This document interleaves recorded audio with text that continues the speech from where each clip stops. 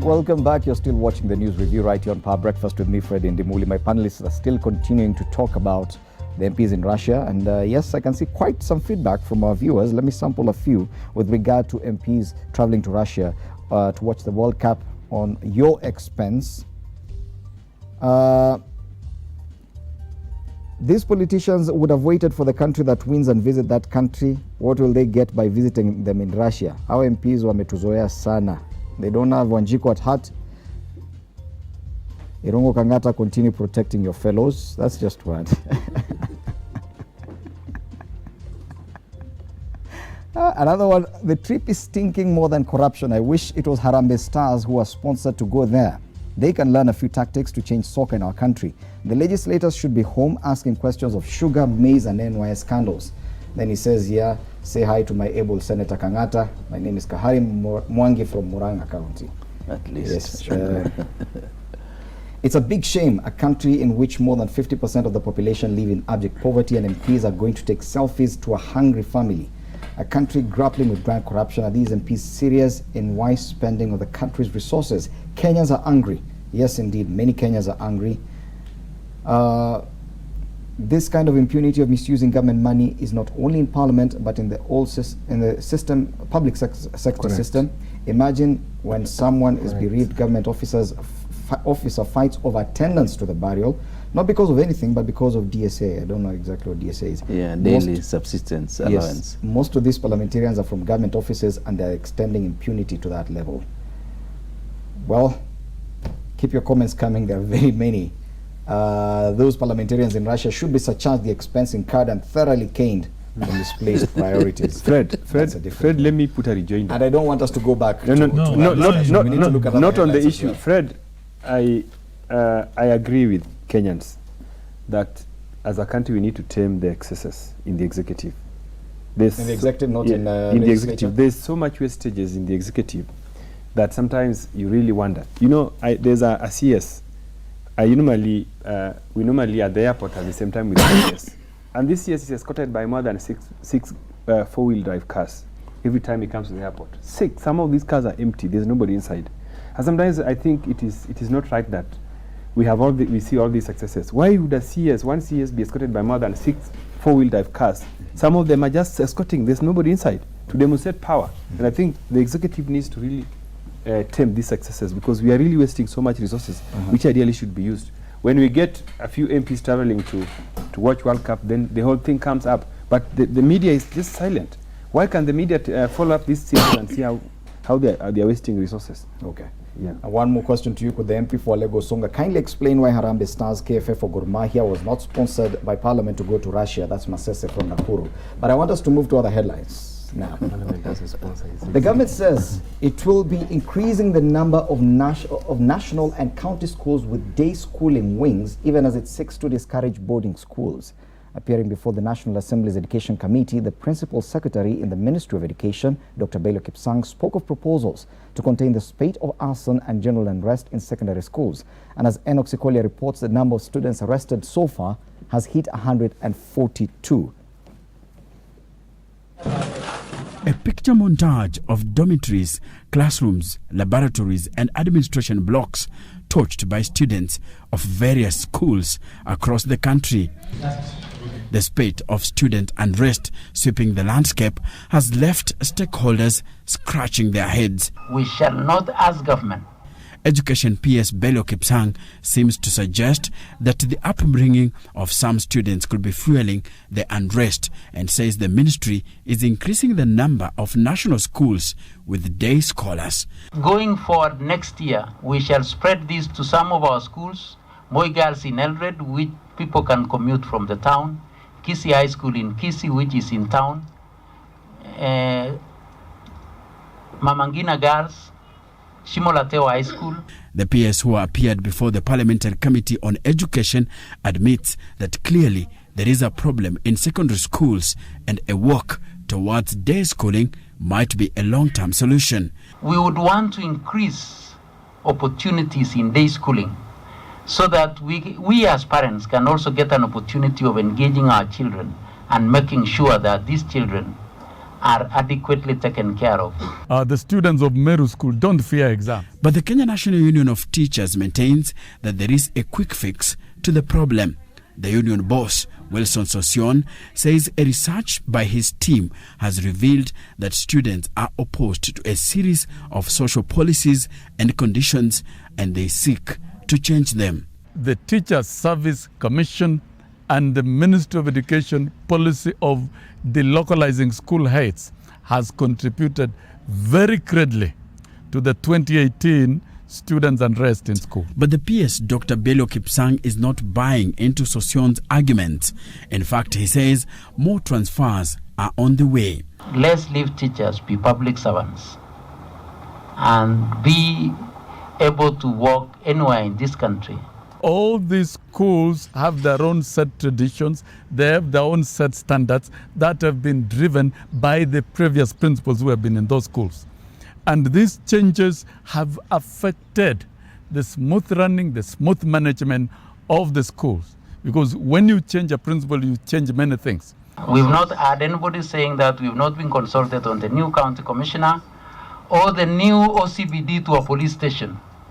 Nay, we shall for sure not consult our students when it comes to who runs our schools. Crime is a crime is a crime.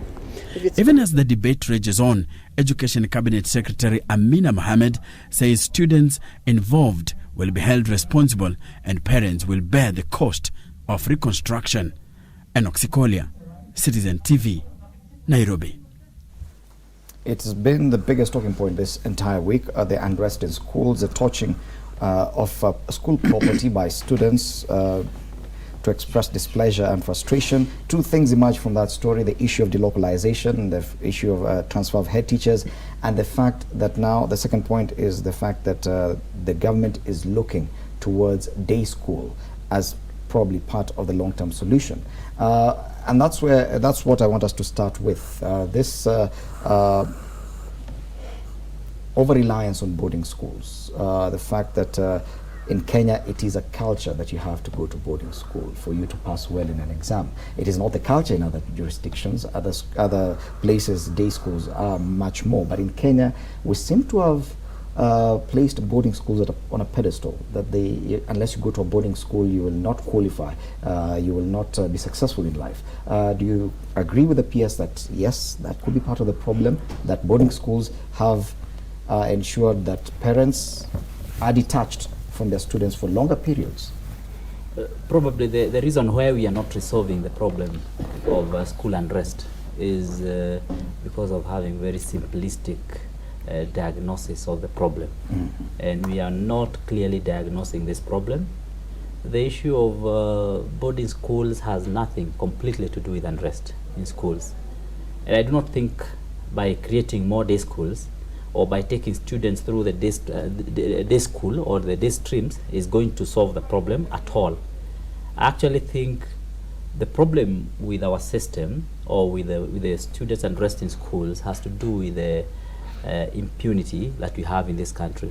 What is happening in the schools is a clear reflection of what is happening in the society. And we can only hide our heads in the sand about our culture as a country, about the things we say at home, the things we do in the houses or in our homes. Those are just the same things that the students will carry to the school. And that's why you see this kind of unrest happening in schools. It has nothing to do with issues of boarding schools. In fact, I think, and I wish Dr. Bello Kipsang, the PS in charge of education, I wish he can leave the national schools to be just boarding schools as they have always been. I feel a bit sad that my school, Lenana School, has now been given a day stream where students actually have to come. In fact, that mingling and interaction now with the students who are coming to school every day actually can increase issues of drug peddling and such kind of antisocial behaviors. Actually, I think the issue of boarding schools is not a problem, but I don't oppose the issue of increasing day schools. We should in fact have a day school in every primary school so that we have almost 100% transition to high school when students leave class 8. Again, I also disagree completely with the NAT. I want us to tackle the issue of day schools first before we come to the delocalization.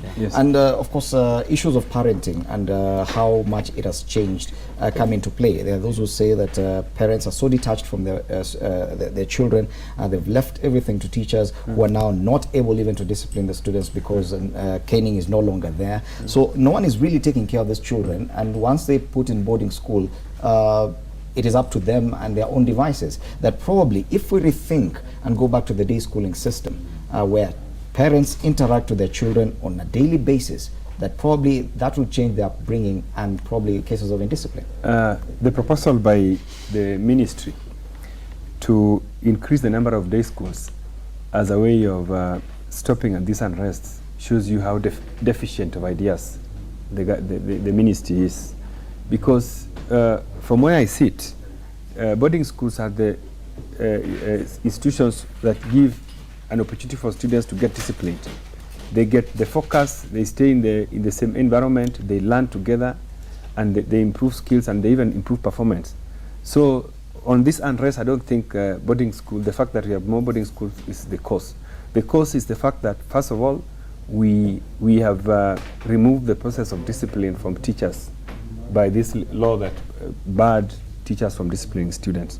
When I was in high school, we used to be caned by teachers, and we were so disciplined that one time I remember I happened to have done a mistake, and I went to the staff room and I was caned by all the teachers who were there, almost 10 of them. And this is one of the reasons, if I look back, one of the reasons why I excelled in school and went to the university straight is because of the discipline that we used to see. I think I want to propose that as a way forward, let us bring back these disciplinary procedures in schools. Introduce caning. We need to introduce caning because teachers are helpless. I want to give an example. Nia Girls High School in my constituency, where the unrest happened. The students woke up one morning and carried all their bags and their belongings and went to the headmaster and they said they want to go home. And the head teacher was helpless. She had to look for where the police were to come and help. Can you imagine if the teachers were allowed to discipline, whether those girls would have woke up and carried all their things and want to leave the institution. So I think we need to be honest and say that we have taken away disciplinary mechanisms for teachers, and we have just allowed teachers to be just people walking there and just talking. Okay. You know, this will not help us. Senator, boarding school versus day school, do you think that one could be contributing to cases of indiscipline? Let me support the position of the government to promote day schools. To me, it's a brilliant idea for obvious reasons. Number one, it brings down the cost of education. Currently, on average, a boarding school costs about 100,000 per year. That is beyond the means of majority of poor Kenyans. And therefore, to that extent, when you give more credence to day schools, you bring down the cost of education. In fact, as we speak, day schools, they pay in a year currently on average 10,000, which goes to their food. So meaning you ensure access, you increase the transition rate from primary school to high school. It costs currently it's about 80 or 70%. If we push more day schools, you push it to 100%. Number two, and most importantly, you have to do benchmarking again. In the so-called developed world, boarding schools are an exception. In fact, you'll find in 100% only about 3 or 5% of high school students go to boarding schools. It's only in Kenya you find boarding schools almost take about 50 or even 60% of our students in high school. So to me that's a misnomer, because bottom line, these children belongs to parents. Yes. And therefore, to a certain extent, parents should interact with their children as frequently as possible. And to the extent that day school facilitates that, to me that's positive. However, there is a place for boarding schools. And I agree that there's a tendency, boarding schools tend to do better, and therefore probably even in the day schools we need to ensure students they don't vacate school after 5. Probably they can stay up to 9 or whatever. Number two, as to the aspect, the correlation between discipline and boarding school, yes, I agree. I was in a boarding school, and I know there is a certain culture in high schools which are boarding, which culture tends to somehow support criminality. There's no doubt about it. In boarding schools. Yes, I know so many students who became drug addicts because of socialization in boarding schools. Many people even they start doing bad things, including homosexuality, out of traits which they have taken up in high school. Remember that time, that is between 14 years and about 18. That is when you are at that formative stage. You are a teenager, so you are easily influenced by what we call peer pressure. And to a certain extent, what is happening in these schools, the burning, the looting, the assaults, it is about peer influence. Okay. So to a certain extent, there is a correlation. Of course, I cannot support complete abolition of boarding schools. No, I cannot, because I know they do provide something positive. Particularly, they tend to do better than day schools. But on the other hand, as a principle going forward, particularly to ensure poor students access quality education, like now surely, like let's say a good example is Renana School or even Mangu High School. You find all those people who are there, vast majority, very few come from that locality. We need a situation where even a poor person living near Mangu High School can access quality education in Mangu High School. Okay. So to that extent, I support that policy. Okay. Bwana Kirwa? Yeah, Fred, when I was coming to the studio this morning, I saw a young girl near Junction, Nakuma Junction, walking on the side of the road. And I was wondering, where is the parent of this girl? She was in school uniform, and I think her age is between 6 and 8. And it disturbed me. And that's the image that comes when you talk of more day schools. Because you see, when schools close in Nairobi, traffic jam clears. This therefore means we are going to have a lot more traffic jam, because when you talk of countries elsewhere, their transport infrastructure is very good. The children get to the train and they go to school. Here, the chaotic matatu industry, this is what you want to subject our children. Yes, day schools may be a good reason, but it is not a reason for the unrest in very many schools. What has happened is that we have promoted the culture of indiscipline in Kenya. And the children are a reflection of society. The way the speaker said, they are a reflection of our society, that whenever there is a problem, the only way is either to destroy something or to take it to the extreme. But I have a question. How then do you relate the fact that from all the unrest, all the 47 schools that have been closed, if you compare the number of day schools and the number of boarding schools which have experienced this kind of unrest, the day schools, I don't think I know any that where unrest have been reported. All of them are boarding schools. Well, the Mangwai school that you was talking about, I went there, I was there for 4 years, and we never banned a dormitory for the 4 years that we were there. It is not the boarding school, it is the society. You see, banning a day... But why a boarding school? Not a day school? It is because it has become like viral from one boarding school, and it is issue in a boarding school. The children are together far longer, and in a day school, by the night, they are already gone.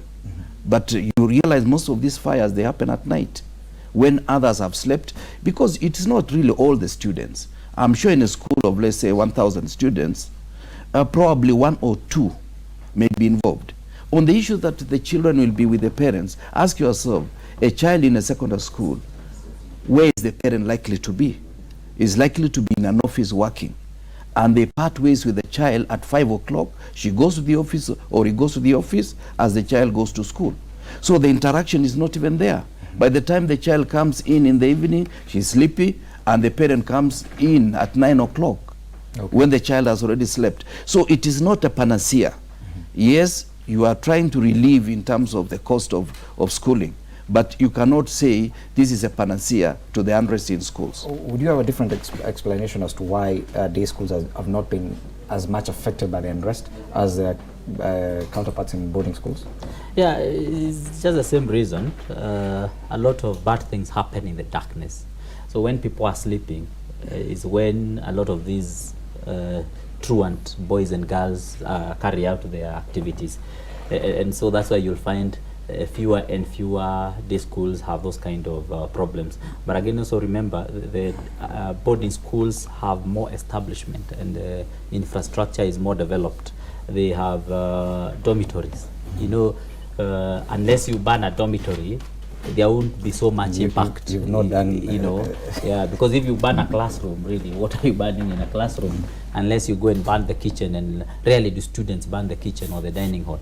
So you find that the reason why these are more, the strikes and these are kind of unrest are more predominant, especially the fires are more predominant in boarding schools, is because of the facilities which are available, and also because of the fact that they are also in school at night. I think basically that could be the reason. Isn't that reason enough to actually reconsider the issue of boarding schools? That yes, if at all students misbehave at night, then they probably should be with their parents. We don't see them burning their homes when they are at home, but when they are in school, they tend to do that. I think right now, as in terms of even facilities, boarding schools, we prefer boarding schools because they are more established and they have better facilities, laboratories. If you look at the kind of schools we are starting right now, like I've started 2 schools just last year, and we are just trying to put in place infrastructure. The schools we are starting are meant for complete 100% transition from primary to secondary. We are creating a secondary school in each sub-location, which is meant to cater for all the primary schools in that sub-location. It's a very good idea, but it will take us time before we get those schools to the level where they can be able to get all the facilities and be at par with the big boarding schools that our students prefer. But I think that as a way forward, to propose that we reduce the number of boarding schools for day schools as a way of tending unrest, I still insist that is a no, for reasons that my colleague has also highlighted. We are not a developed country. We rely on weak systems, weak transport systems. We also rely on things that may not be able to realize some of these structures. So what I want to propose to the ministry is that first of all, let us have strong leadership at the ministry, because I also think that there's a perception that the CS for education is not very strong enough to be able to answer to the challenges of education. When the CS Matiang'i was there, you know, there's a lot of order, there's a lot of discipline, and even the teachers and the students were fearful. They knew that a mistake would land them in trouble. So first of all, we need to have the ministry leadership showing some signs of strength and capacity to handle the challenges of the sector. And 2, I want to disagree with NAT of their solution, their analysis of this strike. The strikes have nothing to do with delocalization, because we support delocalization of teachers. You cannot have a teacher, some teachers, they grew up in that village, they went to that school, they have come back to teach in that school. We need new people from other regions to come. Like now we have teachers from Central Province in Siaya, we have teachers from Western Province in Siaya. And for me, I think this is what we need to see. We need those people, teachers from other regions, to come and talk to our students here. Let teachers from Luo Nyanza go and teach in other regions. We need this process to be enhanced so that we can also do away with this issue of ethnicity and tribalism. Because if we have teachers from other regions also come and talk to our students, it also help us, even at primary school level. So I think NAT is really on the wrong side in this issue. Okay. Yes, no, I don't want to comment on that because I'm conflicted. You are conflicted? What do yes, you mean? My brother has been delocalized. And you disagree with that, or? Well, you see now my brother has been delocalized and he's quite unhappy. Your own brother? Yes, my own brother, my real brother. So the teachers are not very happy with that delocalization? So therefore, my brother has been delocalized. But you see, I don't want to mix my personal views.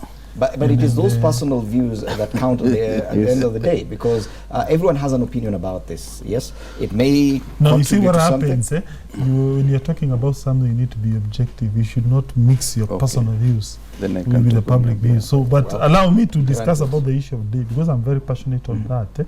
First, Kenya is not Nairobi. Nairobi is not Kenya.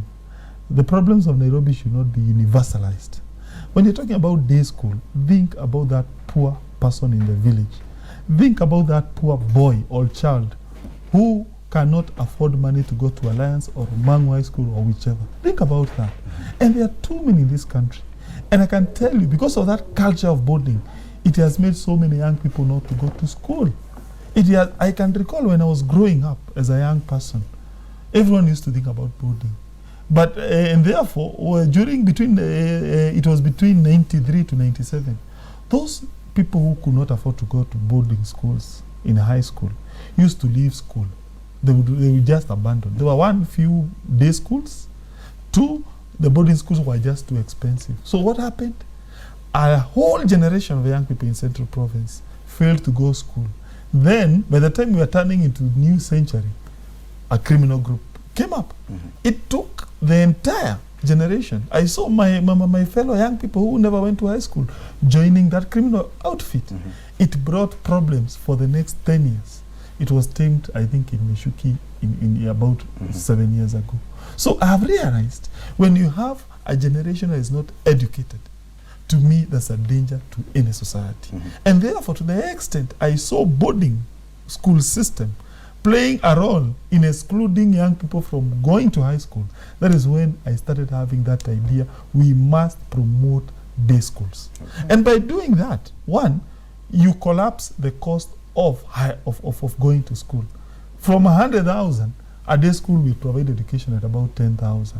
With the current capitation of money by the government, it can even now go to almost 5,000 in a year, which is positive. By doing that, what happens? You ensure poor children. That person in Marsabit, that person in, I don't know, in Northeastern or in Muranga has a guarantee to go to high school at a cheap level. And therefore, what we should be doing now as a government, as a policy, is to ensure the education at day school equals to that education in Nyeri High School. By doing that, you ensure these people in day school, they get good. In fact, by the way, from where I sit, I would even encourage the government to give preferential treatment to day scholars when it comes to admission to the university. These people, they go to schools where there is no laboratory. They go to schools where there are no facilities, and then that person gets a B+. Then you subject that person to the same admission criteria to a person who went to Thika High School and got all those facilities. That's unfair. We are being unfair to poor people. To me, we should probably, if you go to a day school, you get maybe 2 points markup to go to the university, because those are our brightest children from poor family who have been disadvantaged by this system. Okay. Abwana Kirwa, I don't know if you want to add to that or to the delocalization debate. Well, when it comes to the issue of boarding school and day schools, I know Mushuma must have gone to a good school, that's why he's a lawyer. But what he forgets is that in a boarding school, after supper, you go for prep. In many homes, there is hardly any, with even these connectivities they are talking about, many parents cannot afford that. And therefore, after supper, you go to bed straight, and therefore, you miss the advantage the others in the boarding school have. And therefore, it is not entirely possible that you can equate a boarding school to a day school. There are certain disadvantages that invariably will remain residual in anybody in a day school. But now to the issue of delocalization, yes, I support it, but let it be structured. What is happening in government, and I could see Kipsang behaving like many other people I've seen in this government, almost pushing an agenda that is not right. Kipsang should realize consultation is part of democratic process. Whether you like it or not, NAT is there by law, and they should be consulted. Teachers are human beings. When you take away somebody of my age, that you are moving from Vihiga to Kiambu to go and become a headmaster or a principal in that place, when I'm planning to retire, what are you telling me? What we should be doing, and that is stipulated in TSC, as a trained teacher, I know when you sign, you say I can serve anywhere in the country. They should be doing at the formative stage, as somebody gets out of the service, let him go to Muranga, let him go to Taita, let him go to Trans Nzoia, and grow to become the principal in that area. What used to happen? What has happened is that the Ministry of Education slept, and when they woke up, they had so many villagers who are principals in their own villages. And this is something they should have foreseen, to ensure that you can only rise if you are away from your village. Otherwise, taking somebody who is about to retire, that go prepare for your retirement in Muranga, and he comes from Siaya, that is not the answer to some of the issues. And therefore, teachers are not happy. NAT is not talking on behalf of NAT Sosion, is talking on behalf of teachers. And teachers are an influence in a boarding school. And therefore, possibly when people are not happy, they go and go slow. and they relax and things go haywire. This is part of the cause of this banning of boarding schools. Mr. Speaker? Yeah, whereas I agree with him on the issue of delocalization, that indeed there are some fundamental problems with the delocalization process, especially how it has been carried out. I have also seen a lot of more elderly people who have been transferred to far-flung areas. You find a man of 55 years old of age is taken to a very, very far place, away from the family. They have to go and rent a small In a room, marketplace. not just in a marketplace, sometimes even behind a club or a bar, a local pub in the village. And that person is expected to go and be a headmaster in a school. And again, they are expected to come in the evening and wash sufurias and utensils and cook. It becomes very, very difficult. As much as we would really want to embrace the advantages that come with the delocalization, probably what needs to be done is that it needs to be done in a more coordinated manner. You need to look at the age factor. You need to look at even how someone has been in the profession. And as Mheshimiwa says, Mheshimiwa Kiprito says, really, if someone has been in the service all these years and they have been in their village, they have established themselves there, they are remaining with only 2 or 3 years to retire, again, you push them away to a very far-flung area. It's not fair to that family, it's not fair to that village, it's not even fair to that person. And that needed to have been done in a more consultative manner. But again, to use this delocalization agenda as a reason or an excuse why we are having students unrest in schools, again, is also being simplistic. I do not think that's the case. 2 years ago, before we had delocalization, we still had these fires. These fires have not started this year when delocalization was properly effected. Last year, we had more schools actually which went into rampage than this year. Yet the delocalization process had not taken root as it has this time around. So I do not think we need to be so simplistic in sorting or in settling political in terms of NAT versus TSC, settling their scores in that manner. So I think we all need to diagnose this problem much, much more seriously. And we also need to realize that, as we have said, what is happening here is a reflection of our culture as a country. And for sure, we must get to a place where all of us, and even these media houses, must help us to start asking ourselves very hard questions about where we want to go as a country. Otherwise, one of these days, we are just going to lock ourselves in and will not be able to move.